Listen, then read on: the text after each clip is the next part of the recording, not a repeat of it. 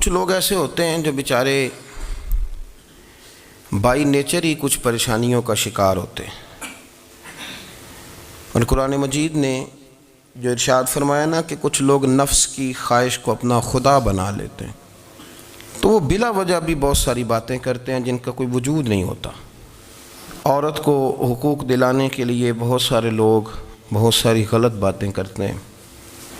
جو لوگ یہاں سے کسی کو لے جاتے تھے نا دبئی، دھوکہ دے کے اور لے جاتے تھے یورپ میں، عرب ممالک میں دھوکہ دے کے لے جاتے تھے، تو وہ بھی کوئی خواب ہی تو دکھاتے تھے کہ اتنے لاکھ تنخواہ ہوگی، اتنا کچھ ہوگا۔ وہاں جا کے پتہ چلتا تھا کہ جیب سے بھی دینے پڑیں گے کچھ۔ بہت سارے لوگ ایسے ہوتے ہیں، وہ سارے خوبصورتی کے نام پر ہی دھوکہ دیتے ہیں۔ آپ کو پتہ ہے کہ جو آدمی کسی کو لالچ دیتا ہے تو کسی کو لوٹنے کے لیے اسے لالچ دینا بڑا ضروری ہوتا ہے۔ لوگ پہلے لالچ دیتے ہیں پھر لوٹتے ہیں، پہلے مکمل لالچ دیتے ہیں، یہ چیز مل جائے گی، یہ چیز مل جائے گی۔ لوگ مکمل لالچ دیتے ہیں، اس کے بعد پھر لوٹتے ہیں۔ اور اگر لالچ نہ دیں تو کوئی آدمی قابو آئے گا؟ لوگ لوٹتے ہیں لالچ دے کر۔ اچھا، اب وہ جو جس کو لالچ دیا جا رہا ہوتا ہے وہ کہہ رہا ہوتا ہے کہ نہیں نہیں تمہیں نہیں پتا، وہ اس وقت ماننے کو تیار نہیں ہوتا۔ وہ کہتا ہے اتنی خوبصورت باتیں کر رہا ہے، اتنی اچھے پیغام دے رہا ہے، تم میرے دشمن ہو، تم مجھے منع کر رہے ہو۔ ہوش تب آتی ہے کہ جب سب کچھ لٹ جاتا ہے۔ عورت کو ویسے بھی قابو کرنا بڑا آسان ہوتا ہے۔ اعلیٰ حضرت بریلوی رحمۃ اللہ علیہ فرماتے ہیں بیٹیاں نازک شیشیاں ہوتی ہیں، ان کو تو ذرا سی چوٹ لگے تو ٹوٹ جاتی ہیں۔ دیکھیں کتنا بڑا جملہ کہا بریلی کے امام، نازک شیشیاں ہیں۔ ذرا کوئی آدمی گمراہ کرتا ہے، ذرا خراب کرتا ہے۔ اب دیکھیں نا، یہ جو بچیوں کو بچے ایک مس گائیڈ کرتے ہیں، انہیں بڑے بڑے خواب دکھاتے ہیں، وہ بیچاری ماں باپ کو چھوڑ کے، بہن بھائی کو چھوڑ کے اس کے ساتھ شادی کرتی ہے، پھر جو اس کا بعد میں حشر ہوتا ہے، آپ ادلیاں نو سردار پین تکے تے شرما والیاں نو جھوٹے ڈولیاں دے۔ پھر وہ بیچاری ماں باپ رکھتے نہیں، وہ ظلم کرتا ہے، تو کتنی بڑی تکلیف میں وہ بچی آ جاتی۔ نازک شیشی ہوتی ہے نا تو ٹوٹ جاتی۔ یہی حال اب جدید خواتین اور یہ جو کچھ اینکر پرسن ہیں، یہ اصل میں نا یہ آپ کو سیاست سکھاتے ہیں، لیکن یہ مادر پیدر آزاد لوگ ہیں، بالکل آزاد۔ یہ تو علماء شور نہ کریں، بات نہ کریں، گفتگو نہ کریں، مشائخ بات نہ کریں، اور یہ جو کچھ سنجیدہ اور دینی طبقہ ہے یہ کوئی شور نہ کرے، یہ تو روڈوں پہ ننگے ہو کے آ جائیں معاذ اللہ۔ خوفناک نظریہ رکھتے ہیں یہ لوگ۔ عورت کو کہتے ہیں تیرے حقوق ہم تجھے لے کے دیں گے۔ مثلاً وہ کون سا حق ہے جو تم نے لے کے دینا ہے؟ میرے نبی کریم صلی اللہ علیہ وسلم اس کو بیٹی بھی بنایا ہے، اس کو بہن بھی بنایا ہے، اس کو ماں بھی بنایا ہے، اسے بیوی کا عالی شان رتبہ بھی عطا فرمایا ہے۔ اور چونکہ بیٹی کا بھی حق بڑا بیان کیا جاتا ہے، بہن کا بھی، ماں کا بھی، اور بیوی کے معاملے میں لوگ سمجھتے ہیں کہ زیادہ بات نہیں کرنی چاہیے، شاید مسئلہ خراب ہو جائے۔ حالانکہ نبی پاک صلی اللہ تعالیٰ علیہ وسلم نے بیوی کے بارے میں پتہ کیا فرمایا؟ فرمایا جب تم نکاح کر لیتے ہو تو اپنا ایمان محفوظ کر لیتے ہو۔ اب میں اس کی شرح نہیں کرتا، اب خود کر لیجئے گا کہ وہ ایک ایسی شخصیت ہوتی ہے کہ جس کی موجودگی میں آپ کا ایمان محفوظ ہے۔ اب میں نہیں سمجھتا کہ اس سے بڑی بات کوئی اور ہو سکتی ہے، جس کی موجودگی میں آپ کا ایمان، اور بھئی یہ حدیث پاک عرض کر رہا ہوں، نکاح جب کوئی کر لے تو اس نے اپنا ایمان مکمل کر لیا۔ اس کا معنی یہ ہوا کہ آپ کا ایمان محفوظ ہے اس کی موجودگی میں، تو اس سے زیادہ بھی، یعنی ایمان سب سے قیمتی چیز ہے نا، تو اس کے محفوظ ہونے کی وجہ حضور نے نکاح بیان کر دی۔ اب میرا خیال ہے بیوی اگر کوئی اس سے بڑا حقوق مانگے گی تو بیوقوفی کرے گی۔ اتنا بڑا درجہ نبی کریم نے اسے عطا کر دیا، اتنا بڑا مقام دے دیا کہ تو خاوند کے ایمان کے محفوظ ہونے کا ذریعہ بن گئی ہے۔ عورت کو جو حقوق رسول کریم صلی اللہ تعالیٰ علیہ وسلم نے عطا فرمائے، نبی پاک نے جو حقوق دیے، دیکھیں نا، حضرت عبداللہ ابن عمر رضی اللہ تعالیٰ عنہ کی اہلیہ بیمار تھی، تو جلدی سے وہ آئے، تو جب بہت جلدی ہو، سفر بڑا شدید تھا، تو آپ نے جلدی سے نماز ادا کی، جلدی سے چلے۔ آپ کے خادم کہنے لگے حضور خیریت ہے؟ فرمایا میری بیوی بیمار ہے۔ تو اس نے عرض کی حضور آپ کی اہلیہ بیمار ہے، تو آپ نے نماز بھی جلدی سے پڑھی، سفر بھی جلدی جلدی کیا۔ تو فرمانے لگے یہ وہ چیزیں ہیں جو ہمیں مدینے والے رسول نے سکھائی۔ آپ اس کیفیات کو سمجھیں کہ حضور صلی اللہ علیہ وسلم نے درس دیا۔ اور پھر ایک اور بہت بڑی بات، یہ فضیلت کسی اور کو نہیں دی، جو عورت کو حضور نے فضیلت دی یہ فضیلت کسی اور کو نہیں دی۔ کبھی حضور نے فرمایا کہ تمہارا ابا تمہارے ساتھ بہت سخت رویہ کرے تو تم نے اس کو اس سختی پر داد دینی ہے؟ فرمایا چلو اگر وہ زیادتی بھی کرے تو تم نے اس کے ساتھ سلوک اچھا ہی کرنا ہے۔ لیکن آپ ایک بات کو سمجھے نا کہ بچے کے بارے میں، بیٹے کے بارے میں، بیٹی کے بارے میں فرمایا 10 سال کے ہو کے نماز نہ پڑھیں تو سختی کرو، تمہارا ڈنڈا بھی لٹکنا چاہیے۔ بہت ساری جگہوں پہ بہت سارے لوگوں کے لیے سختی کا حکم دیا، لیکن عورت کے لیے حضور نے جو جملے کہے، اصل میں ہم سمجھتے ہیں کہ یہ ایک بات ہے، مشہور ہو گئی ہے روایت حدیث، تو بس اس کے پس منظر پر اور جملوں کے حسن پر شاید معاذ اللہ غور کرنے کی ضرورت نہیں۔ ذرا اس لفظ کی تاثیر پر غور کریں۔ حضور نے فرمایا عورت ٹیڑھی پسلی سے پیدا کی گئی ہے، یہ ٹیڑھی ہے، اس کو سیدھا کرنے کی کوشش کرو گے تو ٹوٹ جائے گی۔ تو حضور پھر ہمارے لیے حکم کیا ہے؟ فرمایا جیسی ہے تم اسی کے ساتھ نبھا کرو۔ آپ سمجھیں کہ اتنا محفوظ حضور نے درجہ دے دیا بی بی کو، اتنا محفوظ کہ فرمایا غلطی بھی ہو تو میرے غلاموں تم اس کے ساتھ نبھا کرو، گزارا کر لو۔ کو کیا اور حق چاہیے عورت کو جس کو اس کی غلطیوں سمیت نبی پاک نے قبول کرنے کا حکم دے دی کہ اس کی کمزوریوں سمیت قبول کر لو۔ اب اس کو اور کیا کوئی کمزوریوں سمیت قبول کرتا ہے؟ کبھی آپ دکان پہ بیٹھے ہوں تو آپ کہیں بھی اس میں یہ بھی غلطی، میرے مال میں یہ بھی کمزوری ہے، یہ بھی کمزوری ہے، یہ بھی کمزوری ہے، تو کر لے قبول؟ کرتا ہے کوئی؟ کوئی شخص ایسا ہو جو کسی چیز کی کمزوریاں بیان کر کے کہ اسے قبول کرو؟ پر رسول کریم صلی اللہ تعالیٰ علیہ وسلم نے نا ہمیں سبق دیا، حضور نے ہمیں درس دیا، نبی پاک نے ہمیں پیغام دیا۔ فرمایا یہ ٹیڑھی ہے، سیدھی کرنے کی کوشش کرو گے تو بیچاری ٹوٹ جائے گی، تو اس کے ساتھ نبھا کر جاؤ۔ آپ میری بات کو سمجھیے گا۔ چلیں میں اس پر ایک اور بخاری مسلم کی حدیث پڑھتا ہوں۔ حضرت سلمان فارسی رضی اللہ تعالیٰ عنہ اور حضرت ابو درداء کے درمیان بھائی چارہ تھا۔ مکے سے مدینے جب لوگ آئے تو حضور نے بھائی بھائی بنایا تھا، ان کے درمیان بھائی چارہ تھا، تو ابھی پردے کی آیات نازل نہیں ہوئی تھیں، تو لوگ ایک دوسرے کی طرف جاتے تھے۔ حضرت سلمان فارسی رضی اللہ تعالیٰ عنہ حضرت ابو درداء رضی اللہ تعالیٰ عنہ کے گھر میں تشریف لے گئے تو دیکھا کہ ان کی بیوی بڑی غمگین بیٹھی ہیں۔ تو ہم نے فرمایا بہن کیا ہوا؟ تو کہنے لگی تمہارے بھائی کو دلچسپی کوئی نہیں رہی، ہر روز روزہ رکھ لیتا ہے اور ساری رات نفل پڑھتا ہے۔ حضرت سلمان فارسی کہنے لگے ٹھیک ہے کر لیتے ہیں بندوبست۔ نماز دین ہے کہ نہیں؟ دین ہے نا یہ چیزیں۔ لیکن حضرت سلمان فارسی جناب ابو درداء سے کہنے لگے آج میں نے تیرے گھر میں رہنا رات کو، کیونکہ وہ تو ساری رات نماز پڑھتے تھے، نفل پڑھتے تھے۔ انہوں نے کہا ٹھیک ہے، ایک بستر لا کے بچھا دیا حضرت سلمان فارسی کے لیے۔ سلمان فارسی فرمانے لگے دوسرا بھی لا۔ کہا وہ کیا کرنا ہے؟ فرمانے لگے تو نے بھی سونا ہے، میں نے بھی سونا ہے، تو نے بھی سونا ہے، عشاء پڑھیں گے اور پھر دونوں سوئیں گے۔ کہا میں نے تو نماز پڑھنی ہے۔ فرمایا تہجد کے وقت اٹھ کے پڑھیں گے، اللہ کے رسول بھی رات آخری حصے میں جا کے نماز پڑھتے ہیں۔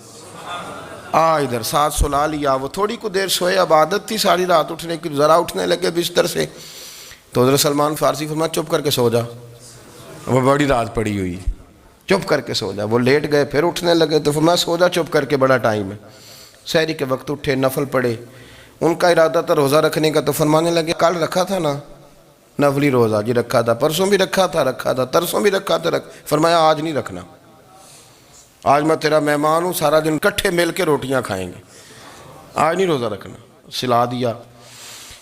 اب حضرت ابو درداء رضی اللہ تعالیٰ عنہ کہہ تو کچھ نہ سکے، پر کہنے لگے سلمان تم پتہ تم کیا کر رہے ہو؟ نہ تم نے مجھے رات اٹھ کے زیادہ نفل پڑھنے دیے، سویرے روزہ نہیں رکھنے دیا۔ تو حضرت سلمان فارسی کہنے لگے کوئی لمبی بات تو نہیں نا، چلتے ہیں نا ابھی فجر میں مسجد نبی میں، تو نبی پاک کو بتاتے ہیں سرکار دو عالم علیہ السلام کی خدمت میں تو اپنی بات کرنا، میں اپنی کروں گا، حضور نتیجے کا اعلان فرما دیں گے، بات طے ہو جائے گی۔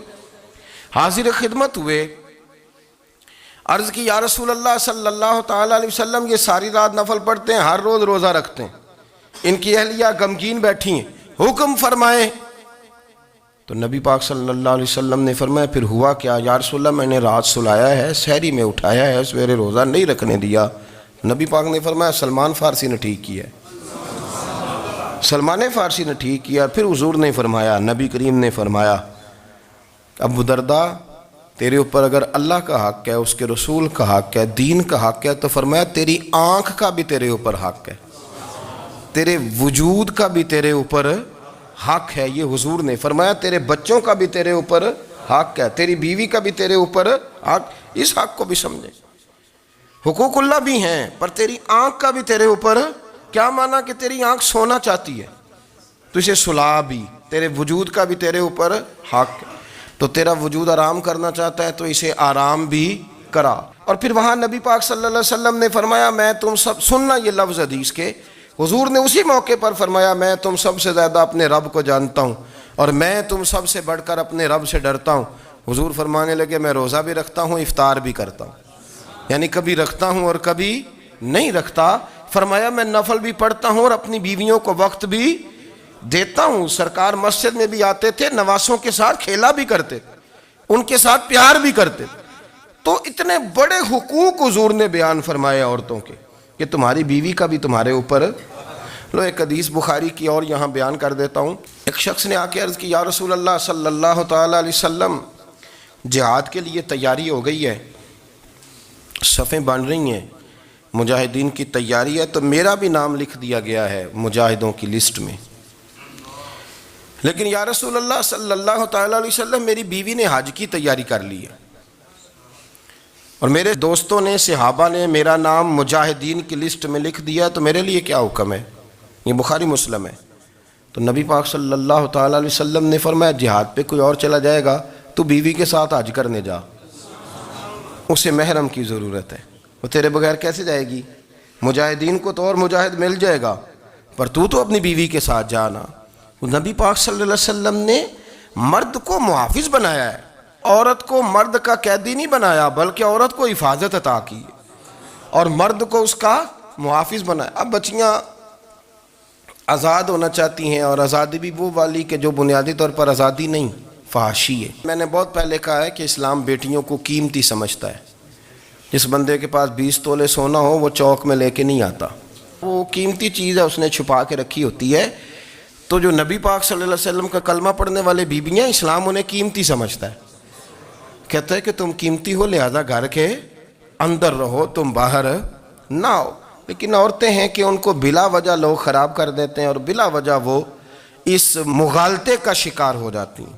اب آگے بڑھتے ہیں۔ قرآن مجید نے سورہ نور کی آیت نمبر 30 میں کہا کہ کل للمؤمنین یغضوا من ابصارہم، فرمایا کہ اے محبوب علیہ السلام مومن مردوں سے کہہ دو کہ اپنی نظریں جھکا کے رکھیں، اپنی نظریں۔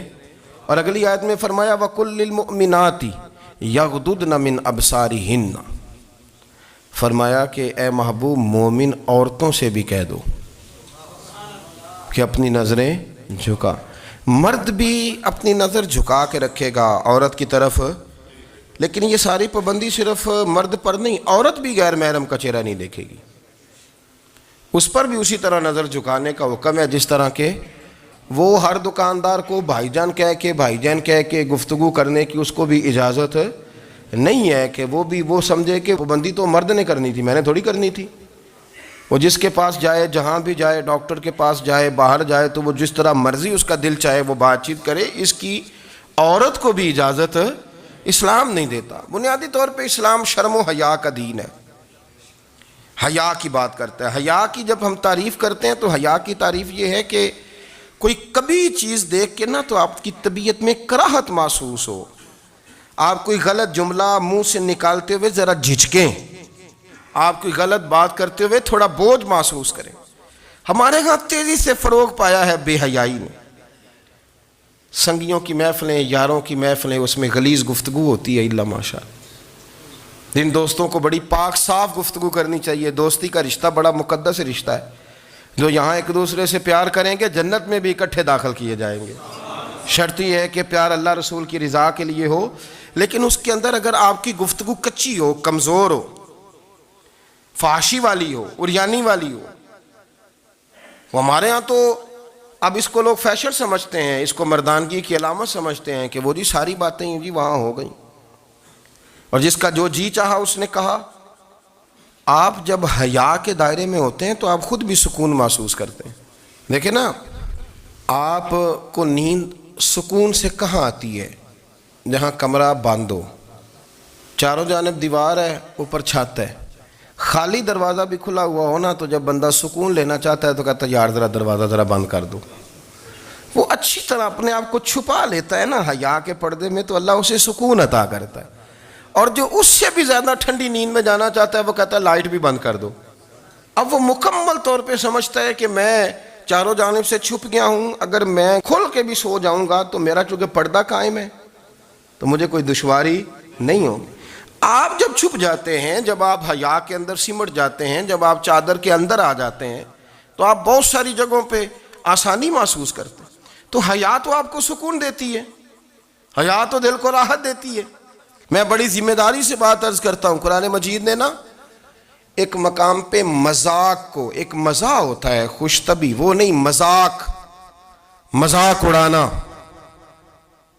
قرآن پاک نے نا مذاق کو ایک جگہ پہ جاہلوں کا طریقہ بھی قرار دیا ہے۔ بنی اسرائیل کے لوگوں سے حضرت موسیٰ نے کہا کہ گائے ذبح کرو اور ایک ٹکڑا مقتول کو مارو، زندہ ہو کے خود بتا دے گا مجھے کس بندے نے قتل کیا۔ تو کہنے لگے آپ ہمارے ساتھ مذاق کر رہے ہیں۔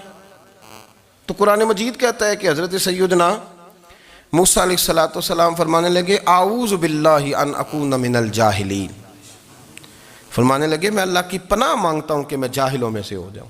یہ مذاق کرنا تو جاہلوں کا طریقہ ہے۔ اگر آپ کی زبان سے بے حیائی کا جملہ نکل گیا، اگر آپ کی زبان سے بے حیائی کا جملہ نکل گیا، آپ نے کہہ دیا کہ ہم آزاد لوگ ہیں، جو مرضی کریں گے، جو مرضی کہیں گے، جو ہمارا دل میں آئے گا کریں گے، تو پھر تو لوگ آپ کا وہ حشر کریں گے کہ آپ سے برداشت ہی نہیں ہوگا۔ جس کا لوگ مذاق بنا لیتے ہیں اور جو مذاق بن جاتا ہے پھر اسے کوئی جینے دیتا ہے؟ آپ حیا کی چادر میں چھپیں گے تو بچیں گے۔ اگر آپ نے اپنا مذاق بنوا لیا یہ کہہ کے کہ میں نے مرضی کرنی ہے، پھر یاد رکھنا چھپنے کو جگہ نہیں ملے گی، پھر تکلیف میں آ جائیں گے، پھر بہت بڑی اذیت کا شکار ہو جائیں۔ شرم و حیا، عرب کے اندر جو کنواری لڑکیاں تھیں ان میں بڑی حیا ہوتی تھی۔ الحمدللہ میں بڑے فخر سے کہتا ہوں کہ میرے پنجاب کی، میرے پاکستان کی بیٹیاں بھی 20 دفعہ ان کا ابا کہے تیری شادی کرنی ہے تو وہ آنکھ نہیں اٹھا پاتی آج بھی۔ یہ تو وہ چند لوگ ہیں جو کہتے ہیں ہم ہائی کلاس ہو گئے، ہمیں نہیں پتا کہ وہ روشن خیال ہو گئے ہیں کہ روغن خیال ہو گئے، پتہ نہیں کدھر چلے گئے۔ ورنہ ہماری بیٹیاں آج بھی جب ان سے ان کا باپ، ان کی ماں بات کرتی ہے تیری شادی کی، تو وہ تو شرم کے ساتھ پچھلے سے پچھلے کمرے میں چھپتی ہیں۔ یہ اللہ نے فضل کیا ہوا ہے اس ملت پر۔ تو عرب کی لڑکی بڑی حیا والی ہوتی تھی، اس سے کوئی بات کرنی پڑتی تھی تو 20 دفعہ بات کی جاتی، پھر بھی وہ عورت چھپتی پھرتی تھی۔ حضرت عائشہ صدیقہ رضی اللہ تعالیٰ عنہ فرمانے لگیں میرے نبی پاک صلی اللہ علیہ وسلم عرب کی کنواری لڑکیوں سے بھی زیادہ حیا کرنے والے۔ قاضی اعجاز مالکی نے، شیخ عبدالحق محدث دہلوی نے، دیگر بزرگ جو سیرت نگار گزرے انہوں نے لکھا ہے کہ نبی پاک صلی اللہ علیہ وسلم کے اندر 100 مردوں سے زیادہ طاقت تھی، 100 مردوں سے زیادہ طاقت۔ اب جو بات کہنے لگا ہوں، جو نتیجہ دینے لگا ہوں، اس پر خاص توجہ آپ فرمائیں گے۔ ذرا فکری طور پر، نظریاتی طور پر ایک چیز کو سمجھیے۔ ہم سمجھتے ہیں کہ جوان لڑکا ہے جی جو مرضی کرے، عمر ہے جی۔ آپ ذرا بات پر غور کیجئے گا کہ حضور صلی اللہ علیہ وسلم میں طاقت 100 مردوں سے زیادہ ہے اور حیا کنواری لڑکیوں سے بھی زیادہ ہے۔ ذرا اس بات کا تقابلی جائزہ کیجئے گا کہ طاقت 100 مرد سے زیادہ ہے لیکن حیا کنواری لڑکی سے بھی زیادہ ہے۔ اس کا معنی یہ ہوا کہ جس ٹہنی کو پھل زیادہ لگ جاتے ہیں وہ جھکا کرتی۔ تو حیا تو حسن ہے، حیا تو آپ کو پاک صاف کرے گا، حیا تو آپ کو نرالا کرے گا، انوکھا کرے گا۔ وہ ہمارے ایک دانشور ہے، انہوں نے مضمون لکھا، کئی باتیں بڑی پسند آتی ہیں۔ وہ کہتے ہیں کہ میری اہلیہ، ان کو بھی کسی نے مس گائیڈ کر دیا تھا، حالانکہ اچھی خاتون ہے، کسی نے مس گائیڈ کر دیا، تو وہ بھی سماجی اور ویلفیئر اور یہ خواتین کو شوق ہوتا نا بننے کا، تو وہ بھی سماج کے اندر اچھا مقام تلاش کرنے کے موڈ میں آ گئی۔ تو کہیں ایک دن جانا تھا تو بڑی بن سنور کے میرے ساتھ وہ گاڑی میں بیٹھ گئی. تو میں گاڑی میں, عورتوں کو یہ بھی مسئلہ ہوتا ہے نا کہ ہماری تعریف کرو, تو کئی دفعہ بعض مردوں بیچاروں کو جھوٹ بولنا پڑتا ہے, تو زبردستی کراتی ہیں نا جی. تو اس میں گنجائش بھی دی ہے شریعت نے گنجائش دی ہے کہ کبھی بیوی کو راضی کرنے کے لیے خلاف واقعہ بات کرنی پڑے تو کر لینی چاہیے. تو وہ کراتی بھی ہیں. 3 موقع پر خلاف واقعہ بات کرنے کی اجازت ہے. واقعہ کے خلاف بھی آپ بات کر سکتے ہیں. جنگ کے موقع پر 2 لوگوں کو صلح کرانے کے لیے اور بیوی کو راضی کرنے کے لیے کر لیں کوئی ایسی بات, بے شک اپنی طبیعت پہ جبر کر کے کر لیں, گنجائش ہے, اجازت ہے. تو وہ کہتے ہیں جب وہ گاڑی میں میرے ساتھ بیٹھی بن سنور کے, تو وہ تقاضا کرنے لگی کہ میں نے مطلب بڑے اچھے کپڑے پہنے ہیں پر آپ نے توجہ نہیں کرائی. وہ سیاںا بندہ تھا, وہ چاہ رہا تھا کہ میری خاتون سمجھ جائیں. وہ کہتے ہیں مجھے پتہ تھا کہ بیچاری مس گائیڈ ہو گئی ہے, دل کی بڑی اچھی ہے, سیاਣੀ ہے, لیکن اس کو نا کچھ خواتین نے, کچھ لوگوں نے مل کے اس کو ذہن غلط کر دیا ہے کہ سماج میں نکلو, باہر جاؤ, کام کرو, فلاں کرو, اپنی مرضی سے جیو. تو میرے ساتھ گاڑی میں بیٹھی کہیں جانے کے لیے, تو مجھ سے کہنے لگی کہ آپ نے میری طرف توجہ ہی نہیں کی, آپ نے کوئی ذکر ہی نہیں کیا کہ میں کیسی لگ رہی ہوں. تو وہ کہتے ہیں میں نے اسے کہا کہ اگر تو ناراض نہ ہو تو پھر میں صحیح والی تعریف کر دوں. تو اس نے کہا کہ آپ کر دیں. تو کہتے ہیں میں نے درد سے اور خلوص سے اپنی بیوی سے کہا, خلوص کے ساتھ. میں نے کہا میں تو روز گھر ہوتا ہوں, روز شام کو گھر ہوتا ہوں, اگر تو میرے لیے تیار ہوتی تو میں تیری تعریف کرتا, لیکن آج تو باہر جانے کے لیے تیار ہوئی, تو پھر ان سے تعریف کی امید رکھ جن کے لیے تو نے تیاری کی ہے. میرے لیے تیاری کرتی تو میں تو ہر شام تیرے پاس ہوتا ہوں. کہتے وہ میرے لفظوں میں درد تھا تو وہ بھی رو پڑی. اور کہنے لگی آپ گاڑی روک دیں, مجھے باہر جا کے کسی کو راضی نہیں کرنا, میں نے اسے راضی کرنا ہے جس کو رب کریم نے میرا شوہر بنایا ہے اور میرے لیے منتخب کیا ہے میرے ماں باپ کو. میں واپس لوٹتی ہوں. یہ ایک پہلو ہے سلگتا ہوا, اس کو سمجھا جائے. رسول کریم صلی اللہ علیہ وسلم عرب کی کواری لڑکیوں سے زیادہ حیا والے تھے, کواری لڑکیوں سے زیادہ حضور حیا فرمایا کرتے تھے. جب خانہ کعبہ کی مکہ شریف میں تعمیر ہو رہی تھی نا, اہل عرب اس کو تعمیر کر رہے تھے, تو نبی پاک صلی اللہ علیہ وسلم اپنے چچا حضرت عباس کے ساتھ خانہ کعبہ کی تعریف میں مصروف تھے. تو عرب کے لوگ چونکہ لمبا کرتا پہنتے تھے پیروں تک, تو نیچے اگر کسی وقت کوئی چیز نہیں بھی ہوتی تھی تو کسی کو وہ نظر نہیں آتی تھی, چونکہ پردہ رہتا تھا, ایک لمبا کرتا پہنا ہوا ہوتا تھا. تو جب بچے, سرکار کی عمر مبارک بھی ابھی تھوڑی تھی, تو اس طرح بچے جب نکلتے تو وہ کئی دفعہ اپنی تہمت اتار دیتے نیچے سے, اور کوئی مزدوری کرنے لگتے تو 3-4 طے کر کے نا تہمت کی کندھے پہ رکھ لیتے, جس طرح کبھی دیہاتوں میں لوگ کپڑا سر پہ رکھتے تھے کہ اوپر اگر کوئی وزنی چیز رکھیں گے تو وہ تکلیف نہیں دے گی. نبی پاک صلی اللہ علیہ وسلم بھی سب لوگوں کے ساتھ خانہ کعبہ کی تعمیر میں شامل تھے. تو حضرت عباس رضی اللہ تعالیٰ عنہ نے کہا حضور سے, ابھی اللہ نے نبوت بھی نہیں فرمایا تھا, بھتیجے آپ بھی تہمت اتاریے, یہ صحیح مسلم میں حدیث موجود ہے, اور اس کو کندھے پہ رکھ لیجیے, آپ اینٹیں اٹھا کے لا رہے ہیں تو ذرا آپ کو تکلیف نہیں ہوگی.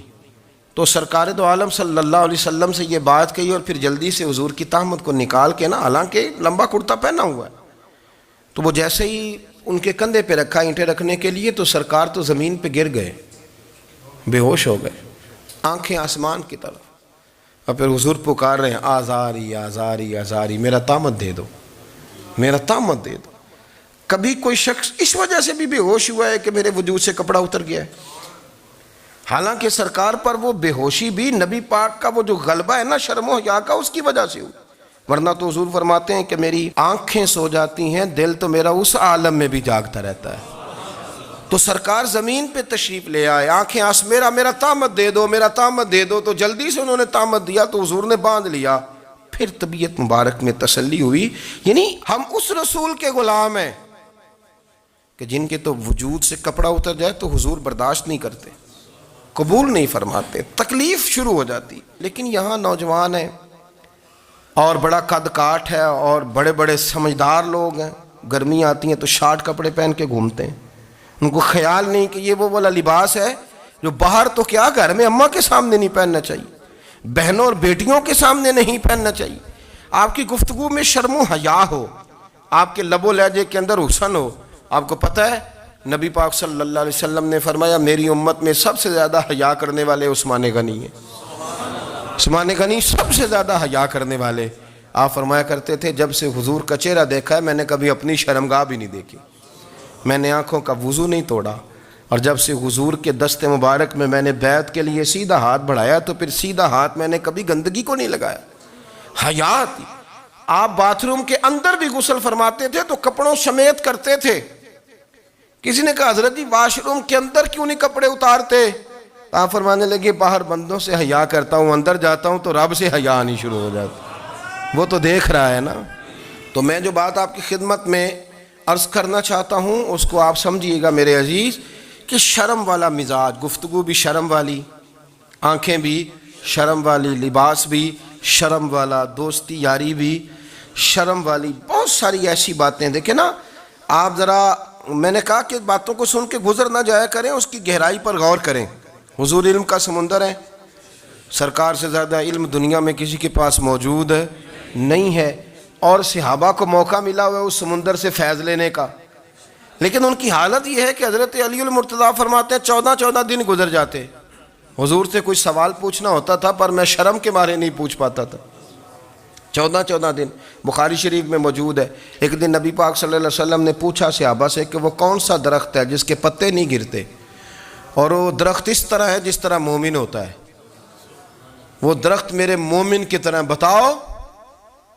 حضرت عبداللہ ابن عمر فرماتے مجھے پتا تھا کہ وہ کھجور کا درخت ہے, لیکن چونکہ ابو بکر صدیق بھی بیٹھے ہیں, عمر فاروق بھی بیٹھے ہیں, مولا علی بھی بیٹھے ہیں, عثمان غنی بھی بیٹھے ہیں, اتنے جید لوگ بیٹھے ہیں, تو مجھے حیا آتی تھی کہ میں کیوں جواب دوں. کہتے ہیں سرکار نے کئی دفعہ پوچھا, لوگوں نے کئی اور درخت بتائے, پر فرمایا تمہارا جواب درست نہیں ہے.